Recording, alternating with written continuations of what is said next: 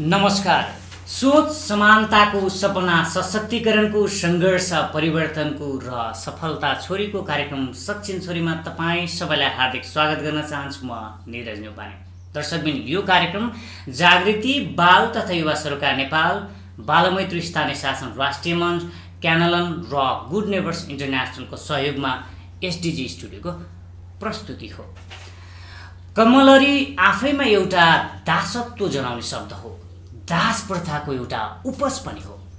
विशेष गरी जमिनदार वा हुने खानेहरूको घरमा कमलरी राखेपछि उनीहरूलाई निश्चित मूल्य दिने गरिन्थ्यो।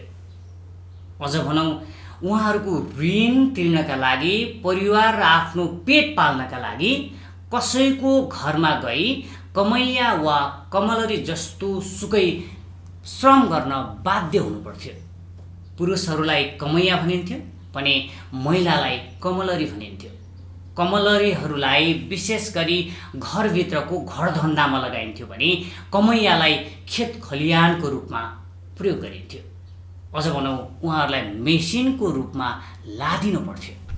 यो निरीह जीवन विशेष गरी नारीहरूले विभिन्न समयमा विभिन्न किसिमका शारीरिक शोषण पनि उत्तिकै भोग्नु पर्दथ्यो। 8 वर्षको कलिलो उमेरमै कमलरीको कष्टकर जीवन भोग्न बाध्य एक थारू समुदायमा जन्मेकी छोरी, जो अनगिन्ती व्यवधानहरू पार गर्दै नेपालको संविधान सभाको सदस्य पनि बन्नुभयो। अक्षर चिन्नु भएको थिएन, किनकि उहाँ छोरी भएर जन्मिनु भएको थियो। जब सांसद बनेपछि उहाँले क ख र सिक्न थाल्नुभयो र कखरा सिकेकै 6 महिनामा नै उहाँले आफ्नो जीवन गाथा लेख्न सम्भव बनाउनु भयो, जसमा आफू र आफू जस्ता कमलरीहरूको काली लाग्दो जीवन, सङ्घर्षका कथा र मुक्तिका प्रयासहरूको वर्णन गर्नुभएको थियो। उहाँको सङ्घर्ष सांसद बने पनि रोकिएन। श्रीमानबाट हिंसा, दुर्व्यवहार र परिवारको अवहेलना पनि उहाँ भोग्न बाध्य हुनुभयो। भूमि अधिकारबाट वञ्चित वर्षौँदेखि, पुस्तौँदेखि भूमिहीन परिवारमा जन्मेको 6 दिदीबहिनी, सबैजना कमलरी, दाइ पनि कमैया, आमा पनि कमलरी, बाबा पनि कमैया। म आफै पनि असाध्यै सानो उमेरदेखि कमलरी बसेको। त्यतिखेर आमालाई असाध्यै धेरै सम्झिन्थे। रातिमा ज्वरो आउँथ्यो, ज्वरो आइसकेपछि म सबभन्दा बढी, अहिले पनि मलाई ज्वरो आयो भने कहिले कहिले म त्यतिखेरको दिन सम्झिन्छु। त्यतिखेर एकदम डाको छोरी रुन पाए म सन्चो हुन्छु कि जस्तो लाग्थ्यो। त्यतिखेर मेरो बच्चाले नयाँ लुगा लगाएको भनेको चाहिँ म सभासद भएपछि हो।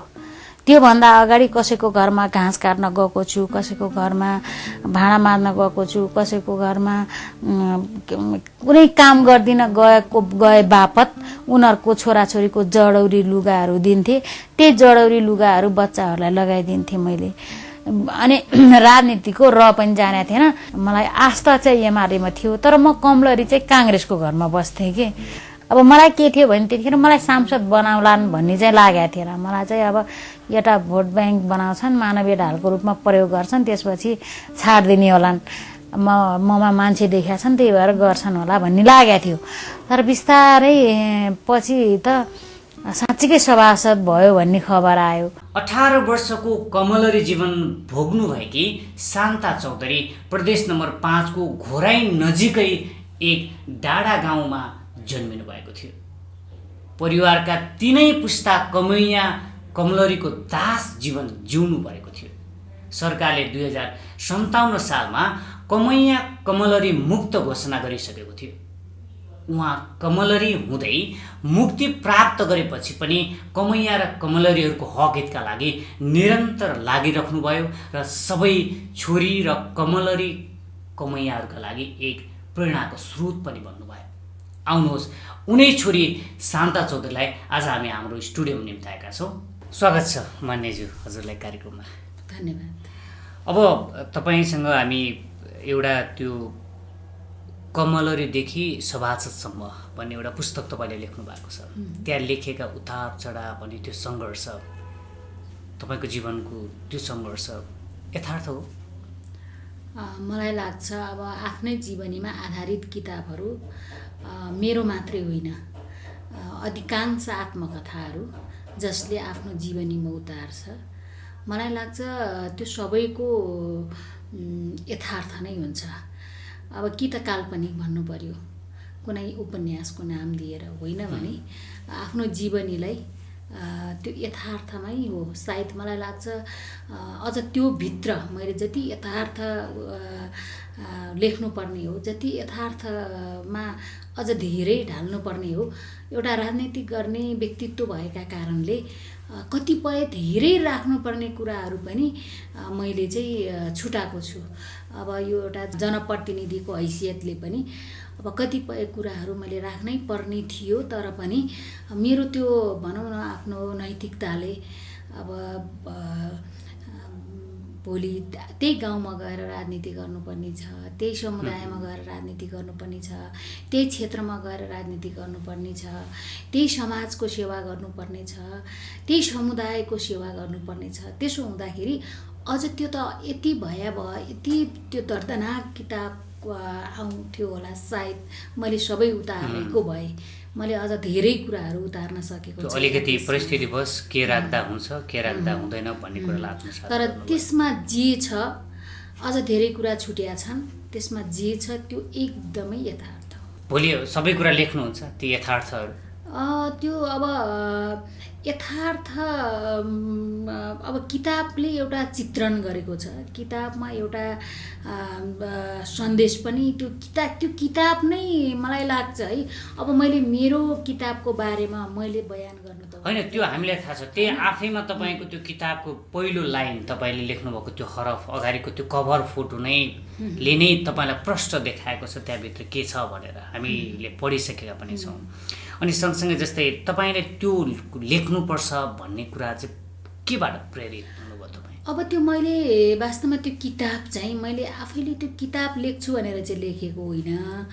मैले पढ्न सिक्ने क्रममा, मैले लेख्न सिक्ने क्रममा चाहिँ त्यो किताबको रूपमा बन्न गयो कि भनौँ न। त्यो अब संयोगवश भनौँ अथवा त्यो त्यस्तै परिस्थिति बनिदियो। मैले मेरा अक्षरहरू सुधार्ने क्रममा, मैले लेख्न सिक्ने क्रममा के लेख्ने त भनेर कहिले चाहिँ मैले पत्रिकाहरूका पानाहरूमा लेखिएका कुराहरू उतार्थेँ भने कहिलेकाहीँ चाहिँ आफ्नै विगतलाई सम्झेर आफ्नै विगतका विषयमा चाहिँ मैले केही कोर्ने गर्थेँ। अब त्यो कोर्ने क्रममा चाहिँ त्यो किताबको रूपमा बन्न गयो। अब त्यो किताबै लेख्छु भनेर मैले किताब लेख्या होइन, संयोगवश त्यो किताबमा परिणत हुन्छ। जसमा तपाईँको आफ्नो अनुभूति छ, तपाईँको स्मरण प्रष्टसँग लेख्नु भएको छ। पक्कै पनि अलिक त्यहाँ के छ भन्ने कुरा आज दर्शकहरूलाई एकदमै खुल्दुले लगाइरहेको छ। यो कुरा एकछिन छलफल गरौँ। सँगसँगै तपाईँलाई जति बेला तपाईँको घरमा एउटा शान्ता चौधरी सानो 8 वर्षको कलिलो उमेरमा तपाईँ कमैया कमलरी भन्नुभयो होइन? त्यस पछाडि अहिले चाहिँ अहिले हामीले माननीय शान्ता चौधरी भन्दाखेरिको त्यो परिवारमा कस्तो माहौल छ अहिले चाहिँ? अब यस्तो हुन्छ, हाम्रो समाज,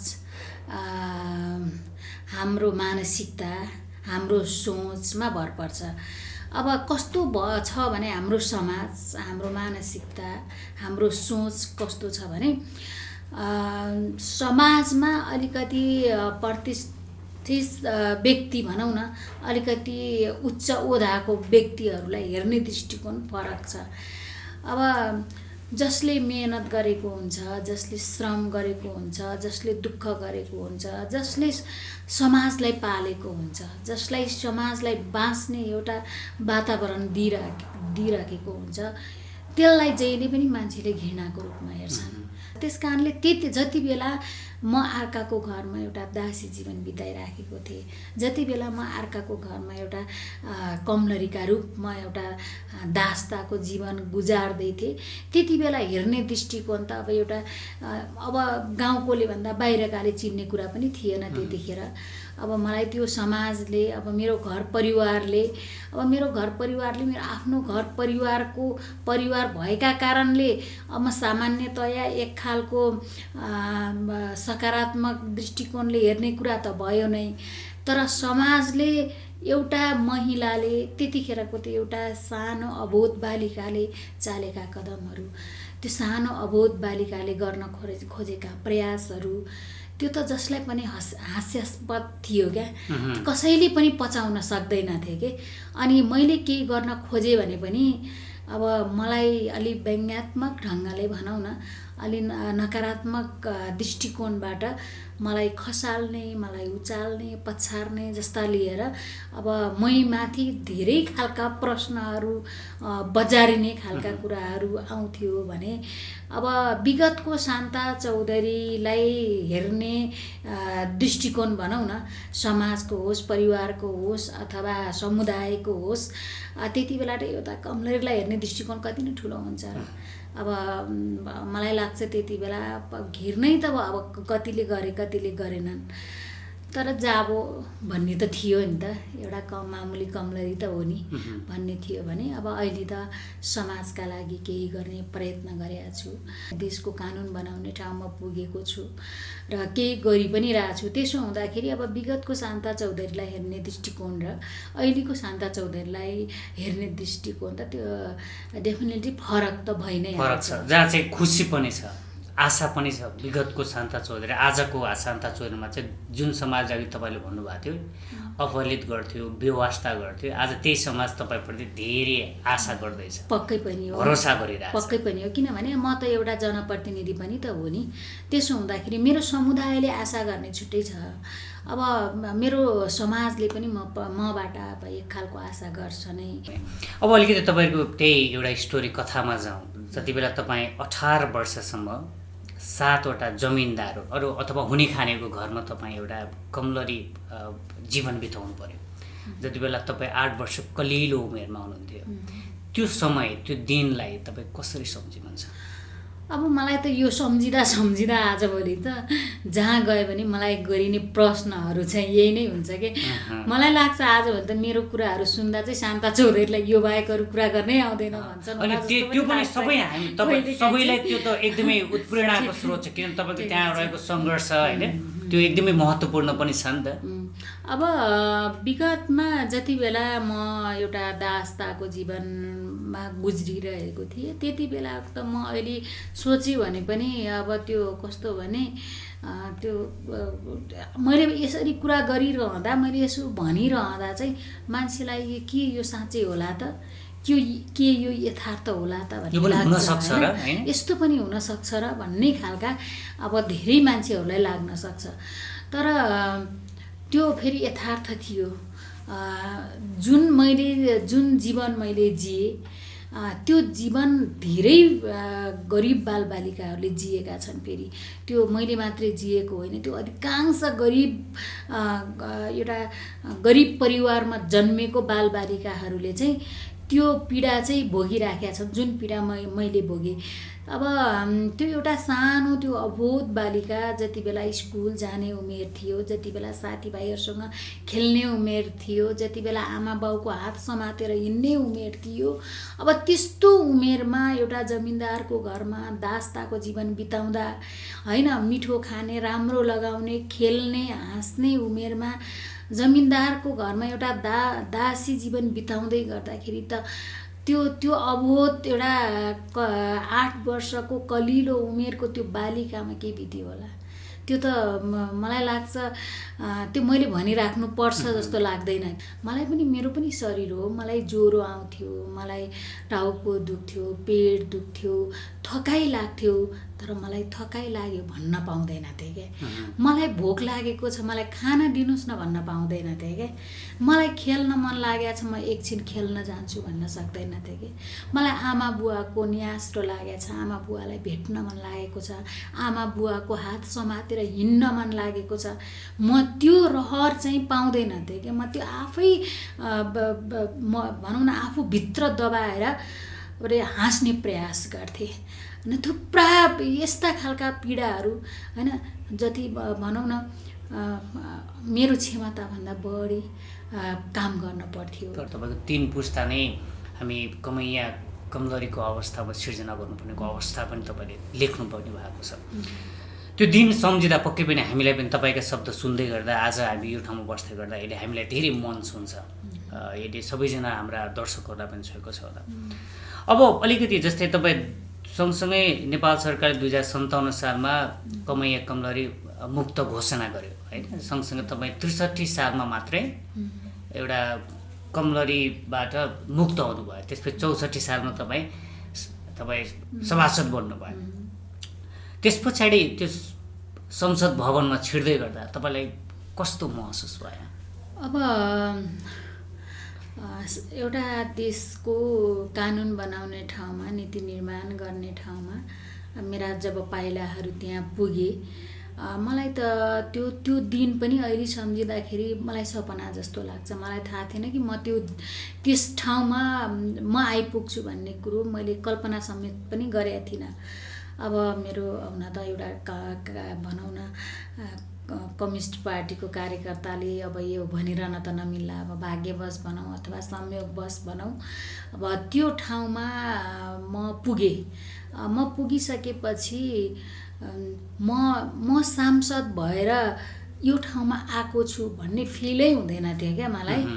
अब म सांसद हुँ भन्ने पनि फिल हुँदैन थियो कि म एउटा सभासद हुँ, म एउटा जनताको जनप्रतिनिधि हुँ भन्ने कुरा मैले फिल गर्दैन थिएँ त्यति बेला। किनभने म त 63 मा कमलरी मुक्त भए, 64 मा सांसद भइहालेँ। 64 मा सांसद हुँदा बित्तिकै मलाई वास्तवमा भन्यो भने संसदीय अभ्यासका विषयमा म अनभिज्ञ थिएँ। त्यस कारणले मलाई त्यस्ता एउटा भनौँ न जिम्मेवार बोध पनि मलाई त्यतिखेर त्यति धेरै लागेको थिएन। त्यस कारणले मेरो लगवाई, मेरो हिँडाइ, मेरो खवाई होइन, हरेक गतिविधि भनौँ न मेरो अरूभन्दा डिफ्रेन्ट खालको थियो होइन। अलिकति म संसद भवनभित्र पस्दा अहिले पनि मलाई याद आउँछ, म एउटा गाउँमा मेरो दाङमा थारू समुदायले जुन कपडा लगाउँछ गुन्ने र ब्लोज, त्यही कपडा लगाएर संविधान सभाभित्र प्रवेश गरेका थिएँ।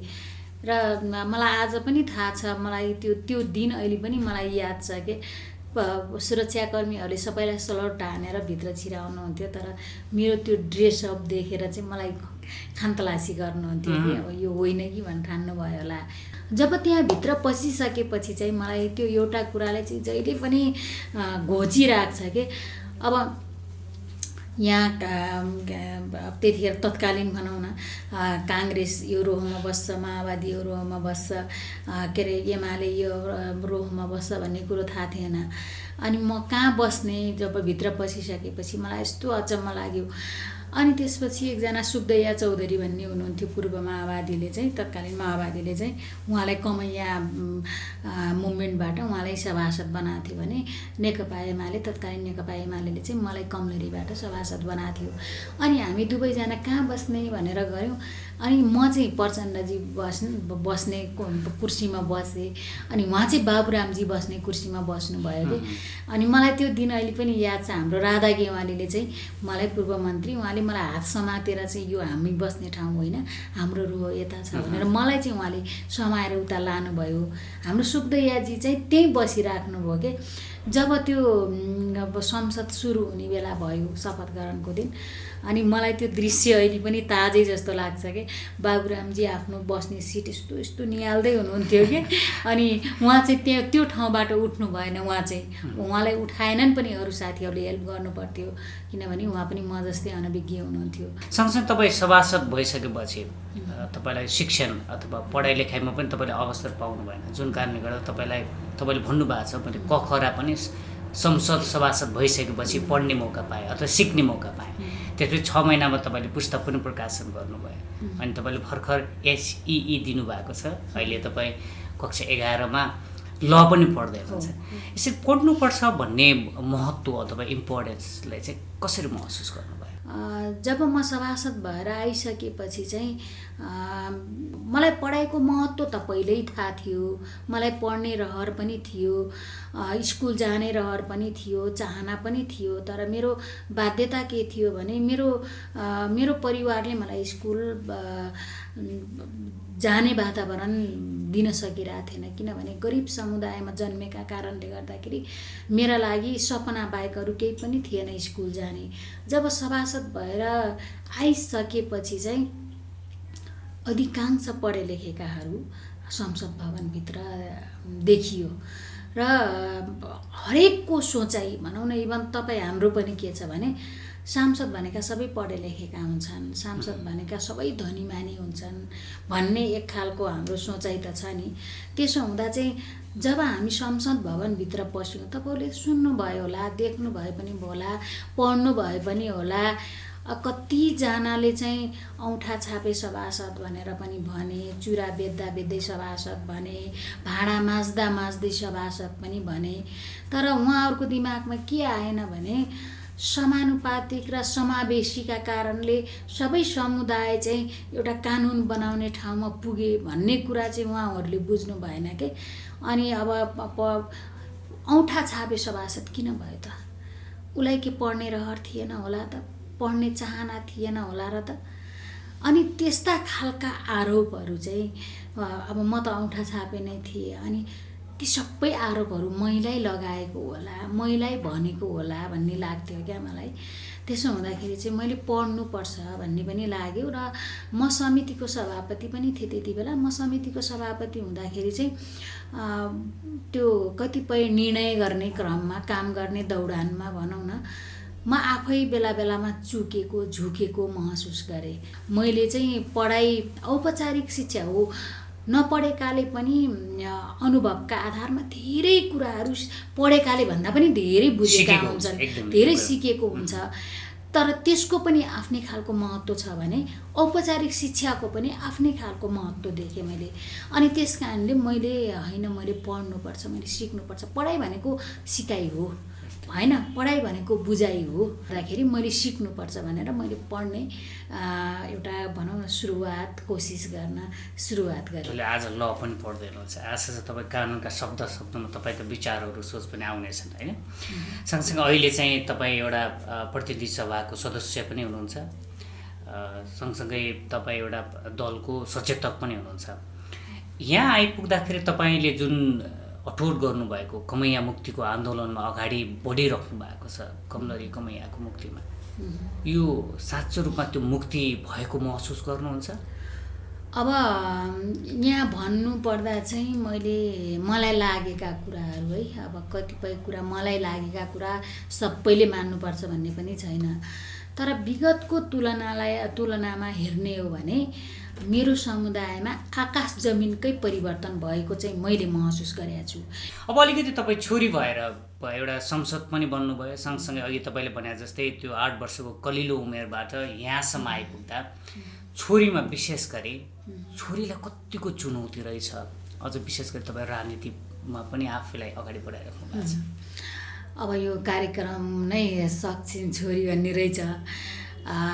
वास्तवमा एउटा सर्जीव वस्तु भएर पृथ्वीमा पाइला टेकेपछि छोरी न छोरा अथवा मानव न कुनै वस्तु सबैले सङ्घर्ष गर्न पर्ने हुन्छ। बिना सङ्घर्षको कोही सफल हुन्छ भन्ने मलाई लाग्दैन।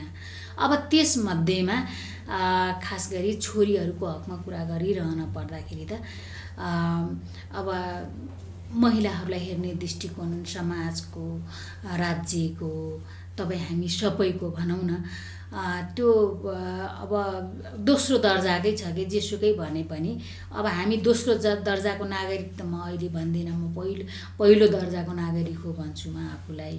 महिलाहरूलाई अहिले म होइन, म छोरी नै एउटा छोरी मान्छे नै यो देशको राष्ट्रपति हुनुहुन्छ होइन, न्यायाधीश बन्नुभयो, पाइलट बनेका छन्, के गरेका छैनन् र क्या महिलाले। त्यस कारणले त्यस्ता महिलाहरूलाई दोस्रो दर्जामा त राख्न मिल्दैन। तर पनि समाजले हेर्ने दृष्टिकोण, अहिले पनि राज्यले हेर्ने दृष्टिकोण, छोरीप्रति को बुझाइ भनेको चाहिँ फेरि पनि फरक छ। त्यसो हुँदाखेरि मलाई लाग्छ सरकारले, समाजले, समुदायले छोरीहरूलाई महत्त्व दिने हो भने मलाई छोरा मान्छेले भन्दा छोरी मान्छेले धेरै गरेर देखाउँछन् भन्ने थुप्रै उदाहरणहरू छन्। सामान्यतया अझ महिलालाई चाहिँ घरभित्रको काम गर्ने एउटा उपजको रूपमा लिइने अहिलेको परिस्थितिमा पनि हामीले त्यही नै देख्यौँ कि छोरी बाहिर जान हुँदैन, छोरीले धेरै पढ्न हुँदैन, अर्का होइन? घरमा जाने हो, अर्का होइन? घरमा जाने जात हो। मैले कहिलेकाहीँ चाहिँ कस्तो भने हाम्रो मानसिकता भनौँ न, हाम्रो सोचमा यो पितृसत्तात्मक सोच र चिन्तनले यसरी जरो गाडिदियो कि कहिलेकाहीँ मेरो मुखबाट पनि फुत्त निस्किने गर्छ कि बेला बेला। अनि म आफै मेरो मुखलाई चाहिँ पट्टा हान्छु क्या। कहिले छोरा छोरीसँगै हुन्छन् क्या, अनि मैले हेर यो छोरी मान्छे किन यतिखेरसम्म सुतेको बेटा, उठ भनेर भन्छु क्या म छोरीलाई। अनि ला मैले के बोलेको हो भन्छु क्या। त्यो पितृसत्तात्मक सोच र चिन्तनले हामीमा पनि जडा गार्यो कि। पक्कै त्यो बिस्तारै बिस्तारै धेरै परिवर्तन आइसकेको अवस्था पनि हामीले महसुस गरेका छौँ। अब कार्यक्रम लगभग अन्तमा छौँ। जस्तै तपाईँ जस्ता तमाम छोरीहरू हुनुहुन्छ हाम्रो समुदायमा, हाम्रो गाउँमा।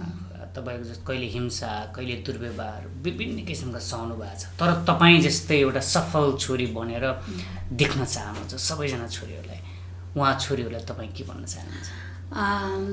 एउटा कुरा त हामीमा हिम्मत हुनपर्छ, साहस हुनपर्छ, आँट हुनपर्छ, आफूमै विश्वास हुनपर्छ। जब हामी आफूलाई विश्वास गर्दैनौँ तब हामी असफल हुन्छौँ। त्यस कारणले हिम्मत र साहस र आँटका साथ हामी अगाडि बढ्नुपर्छ। हरेक चुनौतीको सामना गर्न सक्नुपर्छ। आँट र साहसका साथ अगाडि बढ्यौँ भने मलाई लाग्छ हामीलाई कसैले रोक्न सक्छ भन्ने मलाई लाग्दैन कि।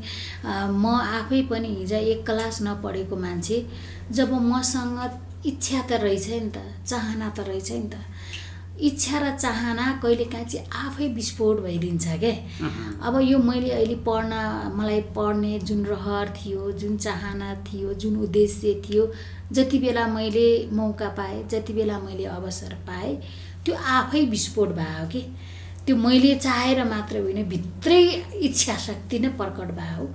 हस्, समय दिनुभयो अनि बहुमूल्य शब्दका गुच्छाहरूले हाम्रा तमाम दर्शकहरूलाई मोटिभेसन, उत्प्रेरणा थपिदिनु भयो। तपाईँलाई धन्यवाद। धन्यवाद। मलाई पनि यहाँ बोलाउनु भयो, आफ्ना केही कुराहरू राख्ने जुन अवसर प्रदान गर्नुभयो, त्यसका लागि त मैले सायद जति धन्यवाद दिए पनि कमै हुन्छ होला, र पनि एकदमै आभारी छु। धन्यवाद। दर्शकबिन, तपाईँले यति बेला हाम्रो माननीय शान्ता चौधरीलाई तपाईँले सुन्नुभयो होला अनि आत्मसात गर्नुभयो होला, आत्मबोध गर्नुभयो होला भन्ने हामीले पूर्ण अपेक्षा गरेका छौँ। उहाँको सङ्घर्ष, उहाँका शब्दहरू, उहाँले गर्नुभएको मेहनत अनि त्यो इच्छा शक्तिमा आफूलाई अनवरत रूपमा अगाडि बढाइरहेका ती पाइलाहरूले हाम्रा तमाम छोरीहरूका लागि प्रेरणा थप्छ नै भन्ने पूर्ण विश्वास गरेका छौँ। यो कार्यक्रम हेर्नुभयो होला, हेरिसकेपछि हामीलाई सुझाव सल्लाह र प्रतिक्रिया दिनुहुन्छ भन्ने पूर्ण विश्वास गर्दै अर्को श्रृङ्खलामा नयाँ यस्तै अतिथिलाई आमन्त्रण गर्ने बाचा गर्दै म निरज न्यौपाने यो कार्यक्रमबाट बिदा हुन्छु। नमस्कार।